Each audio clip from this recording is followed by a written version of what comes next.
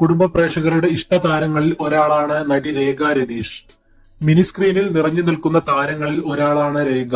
അതേസമയം രേഖയുടെ വ്യക്തിജീവിതവും പലപ്പോഴും വാർത്തകളിൽ നിറഞ്ഞിട്ടുണ്ട്. 4 തവണ വിവാഹിതയായ രേഖ ആ ബന്ധങ്ങൾ എല്ലാം വേർപെടുത്തി ഇപ്പോൾ സിംഗിൾ മദറായാണ് ജീവിക്കുന്നത്. അയാൻ എന്നാണ് മകന്റെ പേര്. വിവാഹമോചനങ്ങളുടെ പേരിൽ സൈബർ ഇടങ്ങളിൽ പലപ്പോഴും മോശമായി ചിത്രീകരിക്കപ്പെടുകയും വിമർശനങ്ങൾ കേൾക്കുകയും ചെയ്തിട്ടുണ്ട് രേഖയ്ക്ക്.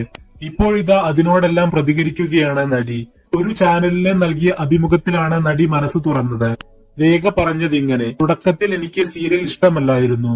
എനിക്ക് സീരിയലിലേക്ക് വരാനേ താല്പര്യമുണ്ടായിരുന്നില്ല. പക്ഷെ ഇന്നിത് എന്റെ പ്രൊഫഷനായി മാറി. കല്യാണം കഴിഞ്ഞ് ഒരു കുടുംബജീവിതത്തിലേക്ക് പോകാൻ ആഗ്രഹിച്ച വ്യക്തിയാണ് ഞാൻ. അതിനെ ഒരുപാട് ശ്രമിച്ചതാണ്. അതിൽ ഒരുപാട് പരാജയങ്ങളും ഉണ്ടായിട്ടുണ്ട്. ഒരു നല്ല ഭാര്യയാകാൻ എനിക്ക് പറ്റിയിട്ടില്ല. അത് എന്റെ തെറ്റുകൊണ്ടല്ല, അത് എന്റെ വിധിയാണ്. ഇനി ജീവിതത്തിൽ ഒരു പ്രണയം ഉണ്ടാകില്ല. അതിന്റെ സമയം കഴിഞ്ഞു. അന്ന് എനിക്ക് പ്രണയമായിരുന്നില്ല, എനിക്ക് ഒരു ഷെൽട്ടർ ആയിരുന്നു വേണ്ടത്.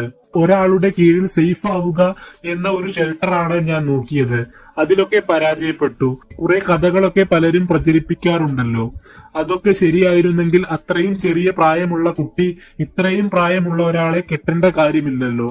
അത് അല്പം ചിന്തിക്കാൻ കഴിയുന്നവർക്ക് മനസ്സിലാക്കാവുന്നതേ ഉള്ളൂ. പലരും പലതും പറയും. അതിൽ കുറെ പേർ ഓരോ കമന്റ് ഇടും. ആണുങ്ങളുടെ കമന്റ് കാണുമ്പോൾ എനിക്ക് ഒന്നും തോന്നാറില്ല. സ്ത്രീകളുടെ കമന്റുകൾ അല്പം വേദനിപ്പിക്കാറുണ്ട്. എന്തുകൊണ്ടാണ് അവർക്കൊന്നും മനസ്സിലാക്കാൻ പറ്റാത്തെ എന്ന് തോന്നിയിട്ടുണ്ട്.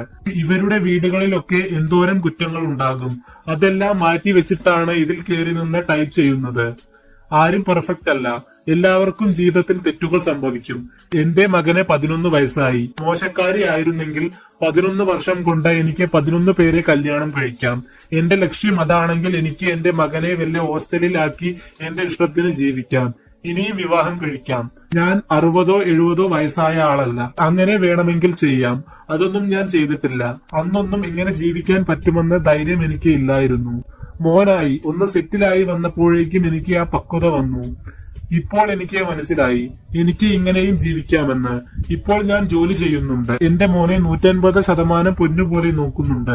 അവന്റെ ബെസ്റ്റ് അമ്മയായി ഞാനിന്ന് ജീവിക്കുന്നുണ്ട്. ഗോസിപ്പുകൾ തുടക്കകാലത്തെ വളരെ വേദനിപ്പിച്ചിട്ടുണ്ട്.